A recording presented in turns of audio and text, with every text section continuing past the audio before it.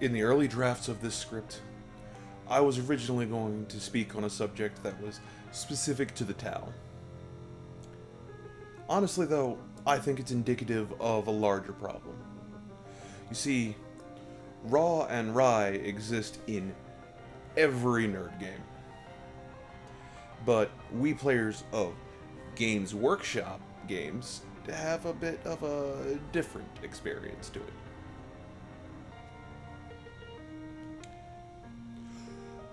While some games get slip-ups in their Raw, Big Papa G dubs, they tend to conflate Raw and Rye on their own end. You can see this in the mountains of FAQs, which GW treats as a living creature, feeding it unplay-tested codices without proofreading to watch it grow. So, with this as the forward, we'll begin the actual show. Thank you for your patience.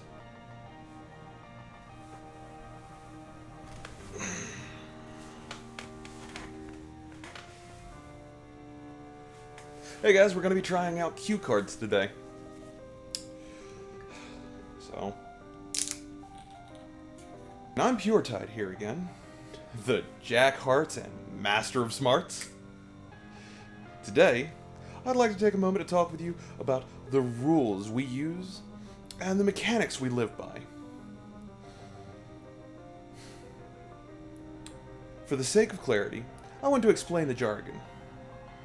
Raw doesn't actually mean uncooked, even if GW's raw is half-baked.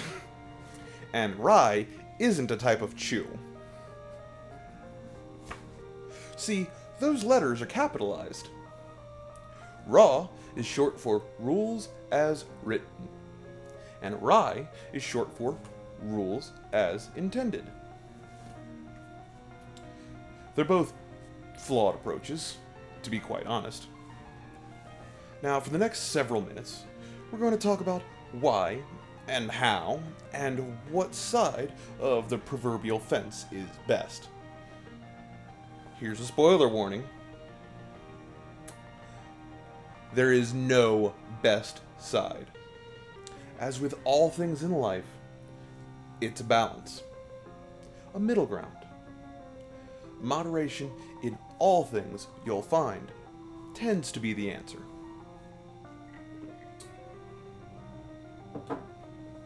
So what is Rye about? Well, Rye is when you try to interpret the intentions of rules writers. For a basic example, you ignore typos. Maybe the writers wrote ultramains instead of ultramarines. So you ignore the typo and use the rules as they should fairly clearly apply to ultramarines. I think pretty much all of us can say that this would be a reasonable thing to do. But that example is the local slut. It's cheap, easy, and kinda shallow. So what's Raw about? Well, Raw is when you follow the rules, just the rules, and nothing but the rules, so help you Emperor. If our writers wrote Ultramains, then by all Raw reckoning, the only thing you can use the buff for Ultramarines is, I don't know, some sort of space pony army? Yeah. But again, our example is kind of shallow. So far, we've been fairly black and white. What happens, though, when intentions aren't quite so clear? GW tends to have their intentions about as clear as mud. And really, who is fit to be the arbiter of what is and is not intended? Is it you? Or is it the person who wants to beat you? What's more, Games Workshop sometimes actively will do things it doesn't intend to do. I know, it sounds ridiculous, but I've seen it. You might have as well. Even if you haven't noticed, I'm sure there are people in your gaming community who have. Do you remember when GW accidentally made a Space Marine that could only fail its armor save on a natural roll of a 1? Pepperidge Farm remembers. Note, that's armor save, not invulnerable save. They oopsie-daisied their way into an armor save that ignores their own armor penetration mechanic by trying to work in a new mechanic that didn't work with their other existing mechanics. Just don't think about it and try. Seems to be their go. Sometimes.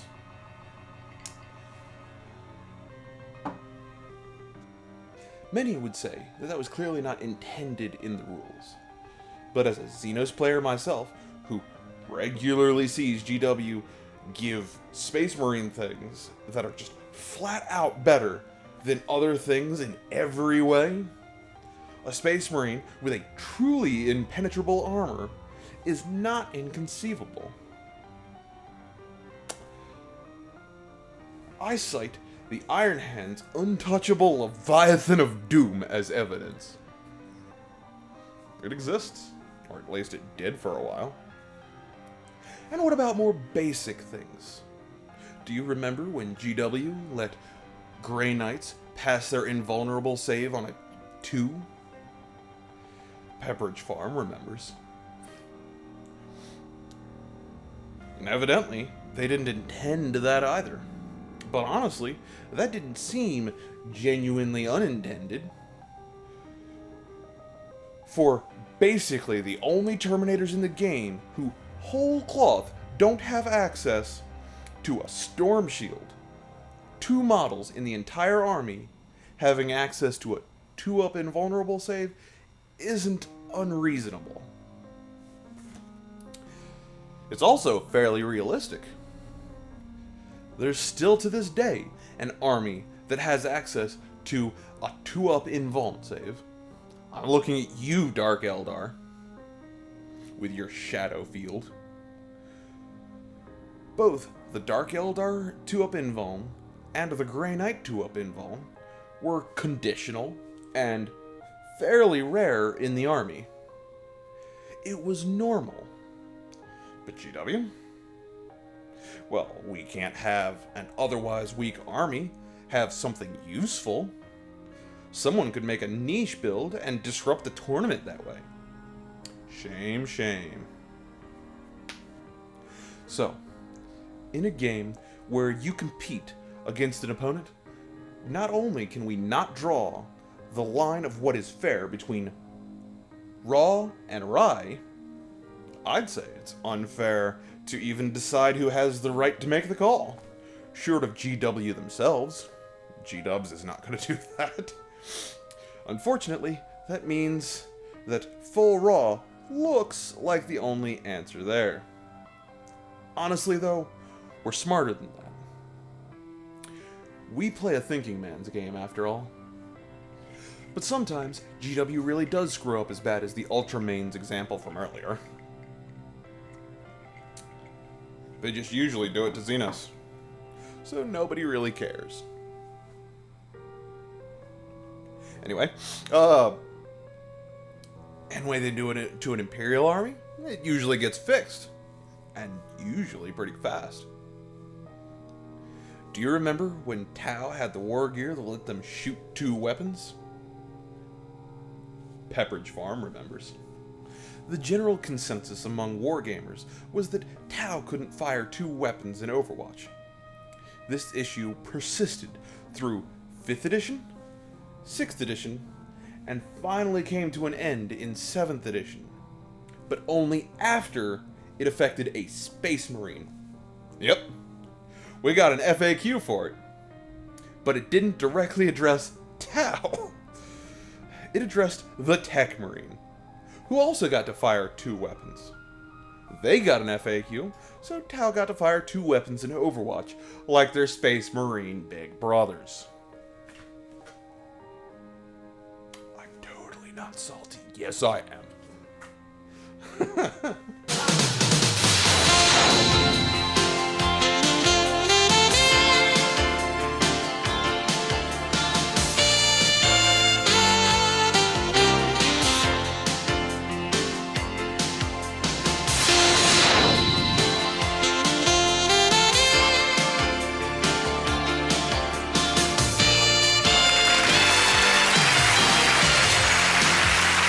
So let's have a look at GW's blooper reel for 8th and 9th edition. This is starting to get a little long-winded, so we're going to cut through most of the garbage that, if you squint at it hard enough, could be an honest misunderstanding. We'll dive straight into a persistent issue. Character targeting. Oh boy, GW can't really get its act together on character targeting. But there's been one thing consistent to it. It's been screwy. In 8th, characters couldn't be targeted unless they were the closest visible unit or the closest target, depending on the moment. Not the moment in game, but the moment that FAQs were out. 9th also added a little more minutia, but we can ignore that mess at the moment. It's still fairly similar. The problems haven't changed. Line of sight ignoring weapons got the short end of the stick. Clearly, as they didn't need line of sight, they shouldn't need line of sight to target a character. But as of all of 8th edition and 9th edition, they did and still do. Somehow, even though the character is the closest target, and in 8th edition, the character was standing by himself, out in the open, behind a knee-high picket fence, you still couldn't launch a mortar at the guy by himself. Now eventually this did affect Space Marines. Gabe's Workshop released a new Primaris unit called Eliminators. They had a weapon that ignored line of sight and let them target characters, even if the character wasn't the closest.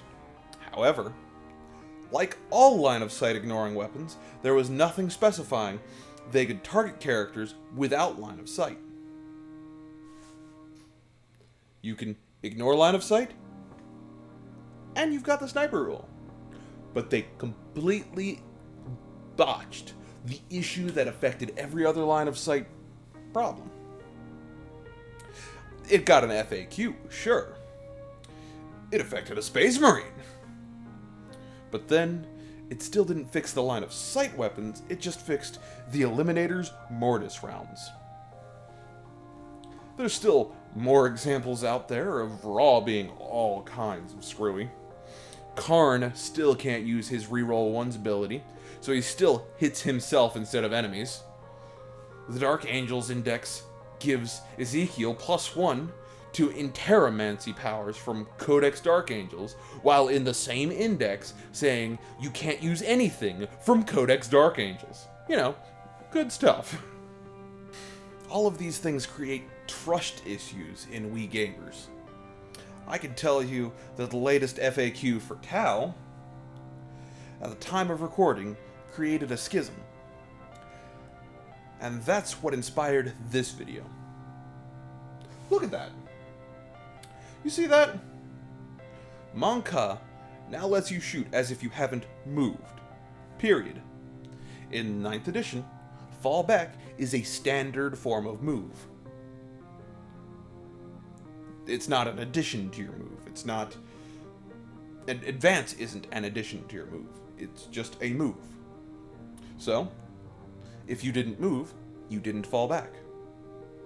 So yeah, this means you can fall back and shoot, so long as you use the Montka ability.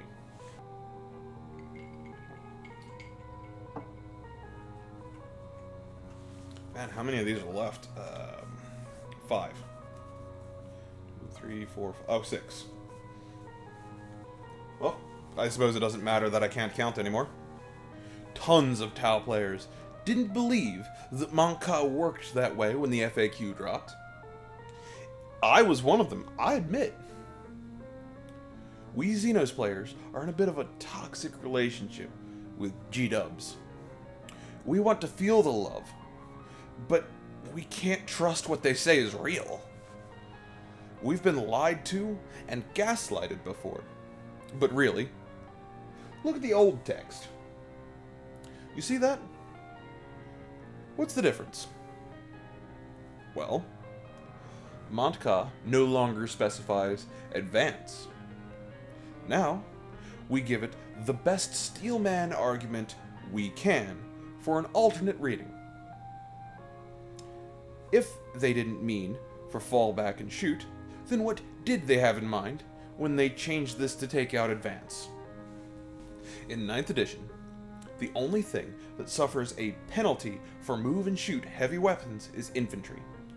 There are only 2 Tau infantry weapons that are also heavy weapons: marker lights and overcharged ion rifles, both weapons of the Pathfinder. Either GW intended for Montka to only affect Pathfinders moving but not advancing, or they intended for the fallback and shoot ability. Now, Montka is normally a once per game ability. In Farsight, he gets to do it twice.